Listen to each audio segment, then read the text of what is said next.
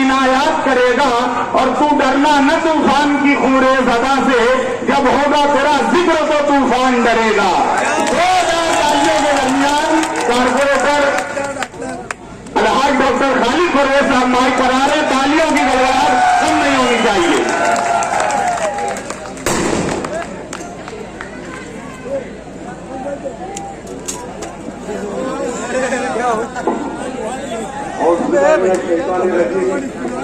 बिस्मिल्लाहिर्रहमानिर्रहीम।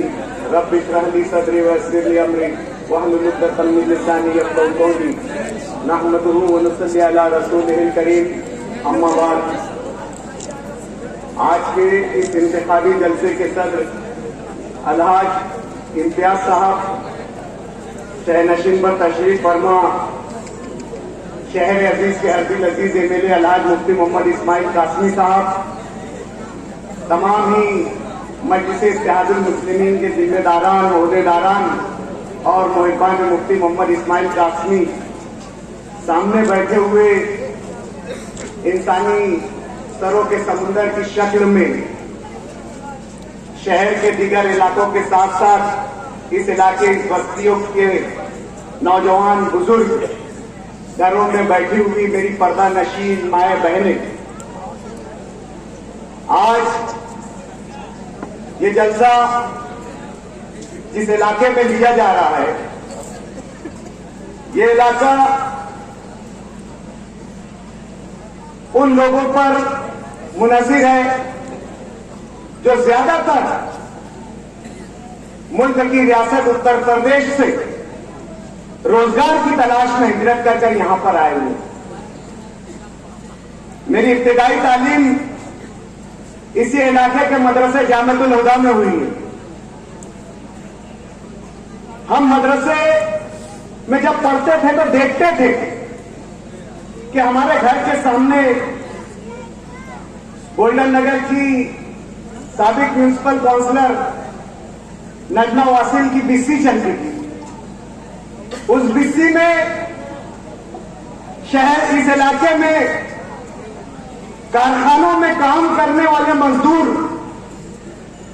अपना गुजर बसर करते थे। उस बस्ती में, उस बिस्ती में कयाम करते थे, उसी में सोते थे, उसी में खाते थे, अपनी जरूरतों को उसी में पूरा करते थे। रफा हाजत के लिए मदरसे के पीछे खुला मैदान था, वहां पर रफा हाजत के लिए जाते थे। उनकी तकलीफें और मुसीबतें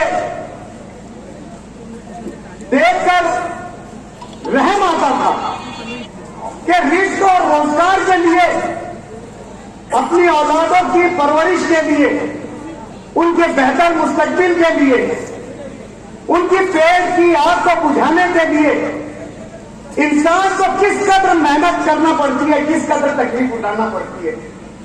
मुझे हसीब सोच का एक शेर याद आ जा रहा है उनकी ये मेहनत देखकर कि जरूरत दिन निकलते ही निकल पड़ती है ड्यूटी पर, जरूरत दिन निकलते ही निकल पड़ती है ड्यूटी पर, बदन हर शाम ये कहता है कि हड़ताल हो जाए। रोजाना जिस्मानी मेहनत से कई लूम चलाकर, थके हारे आकर, छोटी छोटी जगह में एक दूसरे के बाजू टाड़ पिछा हुआ रहता था और वो गरीब मजदूर शाम की बिस्ती का खाना खाकर एक दूसरे के बदन से सिमट कर सो जाया करते थे। ऐसा मेहनत कश लोगों का ये इलाका है। इस तरीके की दिक्कतें और मुसीबतें उठाकर यहां पर उन्होंने अपना रोजगार कायम किया, रात दिन मेहनत करते रहे। मैंने उस बिस्ती में ऐसे लोगों को भी देखा जो हफ्ते में 3 से 4 मरतबा डबल ड्यूटी करते थे, यानी दिनों रात ड्यूटी करते थे। चलाते चलाते झपकी मारते थे, झपकी मारकर उठकर या 2 साथी मिलकर एक दूसरे को संभाल कर लूम चलाकर पैसा मेहनत और मशक्कत से कमाते थे। और उनको फिक्र होती थी कि ये पैसा हम संभाल कर कमाकर गांव भेजे, जहां पर उनका परिवार इस इंतजार में रहता था कि इनकी कमाई आए तो उनका महीने का और रोज का गुजर बसर। कुछ लोगों ने यहां नजीर अख्तियार कर लिए, सुकूनत अख्तियार कर ली और मेहनत करके दिन रात मेहनत करके दिन रात इस लोहे की भट्टी में अपने आप को झोंककर, अपने जिस्मों को झोंककर, अपनी रूहों को झोंककर दिन रात मेहनत करके अपना ये यहाँ पर एक ख्वाब सजाया, एक सपना सजाया और अपना कभी यहाँ खुद का कारोबार किया। इस शहर को और इस शहर की सनत को रीढ़ की हड्डी के जैसा इस इलाके में संभाला। बहुत मेहनत की है यहाँ के लोगों ने। मैंने मेरी नजरों के सामने यहाँ पर लोगों को गरीब से सेठ होते हुए देखा। ताज ग्रुप के सलीम सफर अली के बेटे मेरे साथ मदरसे में पढ़ते थे। मुझे याद है किस तरीके से तंगदस्ती में रहते थे और किस मेहनत के साथ उन्होंने अपना कारोबार यहां पर खड़ा किया। इतनी मेहनत, इतनी मुशक्कत और इतना दिन रात एक करके जब इस इलाके में अपना कारोबार खड़ा किया गया, अपना रोजगार खड़ा किया गया, अपने बच्चों के मुस्तकबिल के लिए यहां पर जो है अपने ख्वाबों का महल तामीर किया गया, तो यहां पर कुछ बदनजरों ने और कुछ बदख्वाहों ने जो करीब की बस्ती से ये जो है मुंसलिक है, यहां पर दादागिरी शुरू कर दी, गुंडागर्दी शुरू कर दी। आज के हमारे मध्य मुकाबिल हमारे खिलाफ के उम्मीदवार आसिफ शेख रशीद, उसका भांजा अल्ताफ बंधिया इस इलाके में गुंडागर्दी करता है।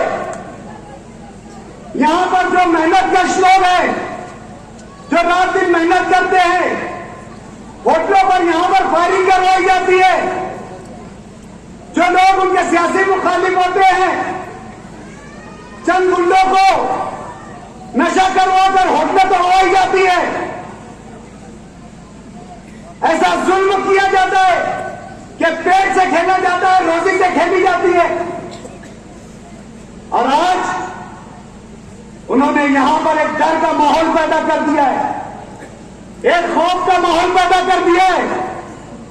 यहां पर मजलिस इत्तेहादुल मुस्लिमीन की कोई क्लब खोलने नहीं दे रहे हैं, कोई इदारे को काम करने नहीं दे रहे हैं।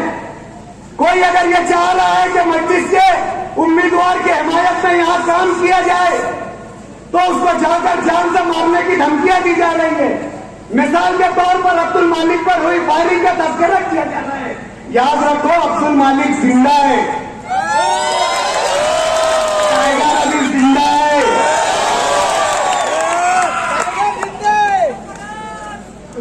जो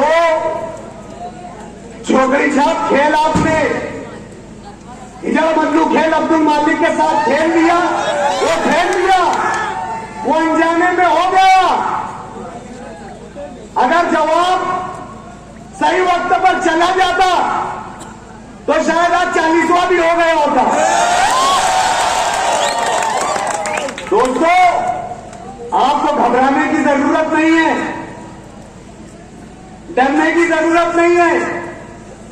जो लोग आपको क्लब खोलने का काम नहीं करने दे रहे, आप मत करिए, लेकिन आप उनकी जरूर सियासी कबर खोलने का काम करिए। आप लोग उनकी यहां कलब मत खोलिए, लेकिन कबर ऐसे दरिंदों की सियासी कबर जरूर खोलिए। हमने माजी करीब में पार्लियामेंट के इलेक्शन में बहुत मेहनत से, बहुत शिद्दत से एक नुक्ते पर, एक उन्वान पर किसी यानी बिला गरज, बिला मफाद हमने पार्लियामेंट इलेक्शन में यहां पर कांग्रेस के उम्मीदवार को सिर्फ इसलिए वोट दिया कि हमें फिरका परस्तों को शिकस्त देना है, हमें मुल्क में फिरका परस्त हुकूमत को रोकना है, हमें ऐसे लोगों की हुकूमत को रोकना है जो रोजाना मिलते हैं, मुसलमानों के खिलाफ साजिशें रखती है। हमें ऐसे लोगों को हुकूमत में आने से रोकना है जो मुसलमानों के लिए मुल्क में जो है जमीन तंग कर रहे हैं, अरसा हयात तंग कर रहे हैं।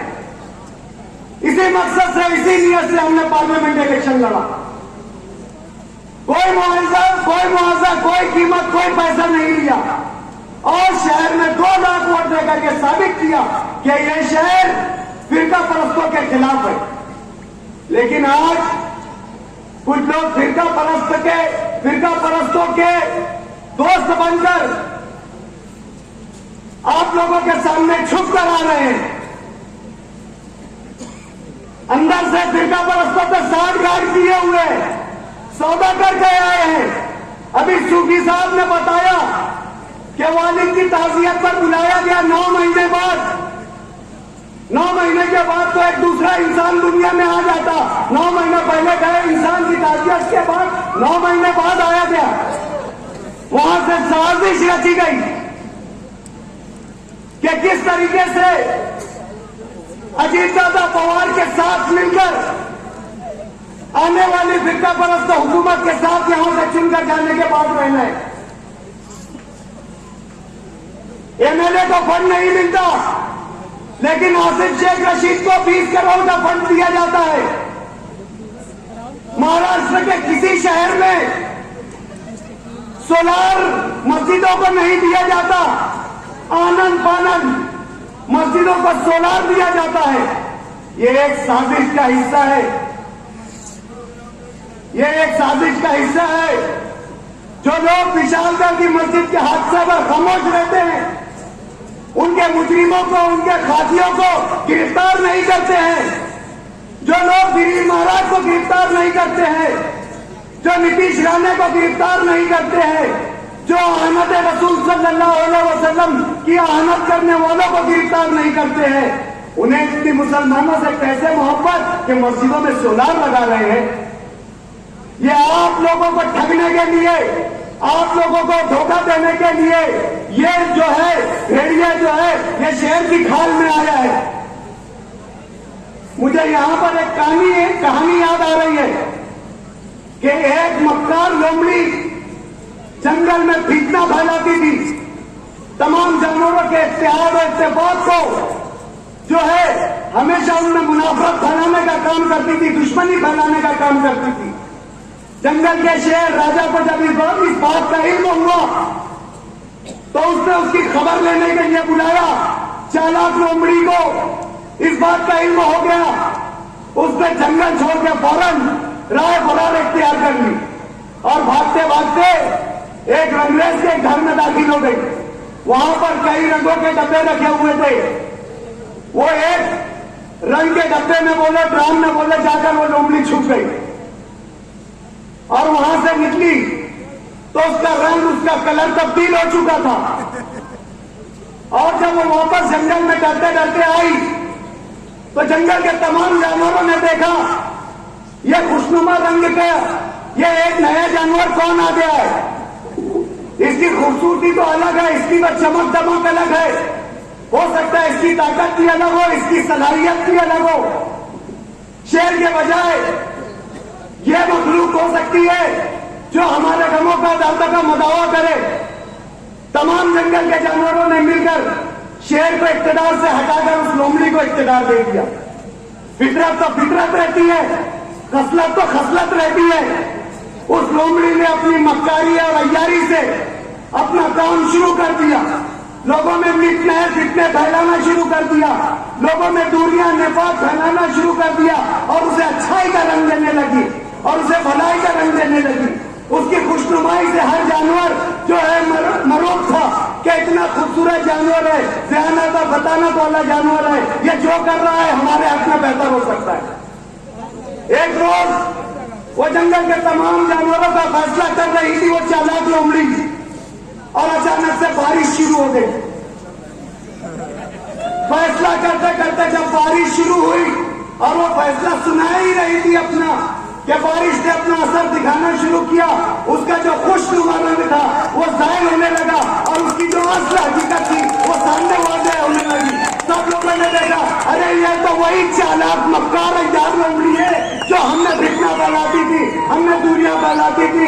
ये तो हमारी दुश्मन है, ये तो एक खुशनुमा रंग में आकर हमारी दोस्त बन गई थी। ऐसे ही आज कुछ लोग हरा झंडा लाए हैं भैया। आज हरा कलर लाए, रंग लगा कर आए और अपने आप को कह रहे हैं इस्लाम। ये कौन सा इस्लाम लाए? ये मुनाफरत वाला इस्लाम लाए, ये जो है गुमराह करने वाला इस्लाम लाए, ये वो इस्लाम लाए हैं जिसके तारीफ में ये लादिनियत बताते हैं। ऐसे लोगों से आप लोगों को होशियार रहना है। ये बस्ती के लोग कभी अपनी सिनत, कभी अपना कारोबार, कभी अपनी मेहनत से बनाया हुआ ये आशियाना इन लोगों की नजर नहीं होने दे सकते। इनकी बदनजरी से आप लोगों को हिफाजत करना है, इनकी गुंडागर्दी से आप लोगों को हिफाजत करना है। यहाँ पर कुछ मुफाद परस्त लोग अपने मुफाद के लिए, जिनका मुफाद मुफ्ती इस्माइल का था, जिनकी नीयत ये थी कि लाखों करोड़ों मुफ्ती इस्माइल के नाम पे कमा ले, ठग ले, इसको मुफ्ती इस्माइल का डर और खौफ बताकर चल तेरा काम मैं आमदार साहब से करवा देता, चल मैं तेरा काम आमदार साहब से करवा लेता, लाखों की बिस्सी उठा लिए। जब मुफ्ती साहब को मालूम पड़ा कि यार ये तो मेरे नाम पर धोखाधड़ी कर रहे हैं, जब उनको हगाले लात मारकर तो आज यहाँ बिल दिला रहे। ऐसे लोग, ऐसे मुफाद परस्तों से आप लोगों को होशियार रहना है, आप लोगों को डरना नहीं है। इस डर और खौफ के माहौल से निकलना है आप लोगों को और मेहनत करना है। मजलिस इत्तेहादुल मुस्लिमीन के उम्मीदवार अलहाज मुफ्ती मोहम्मद इस्माइल कासदी के लिए, यहाँ के मेहनतकश और यहाँ के जफाकश लोगों के लिए मैं एक शेर कहकर जो है अपनी बात को खत्म करना चाहूंगा कि हम भी दफना दिए जाएंगे कहीं, हम भी दफना दिए जाएंगे कहीं, हमको भी गांव की मिट्टी नहीं मिलने वाली। ये भी दिन मशीनों ने निगल रखा है, आज भी ठीक से रोटी नहीं मिलने वाली। वाक़ई दावा ना अल्हम्दुलिल्लाह रब्बिल आलमीन।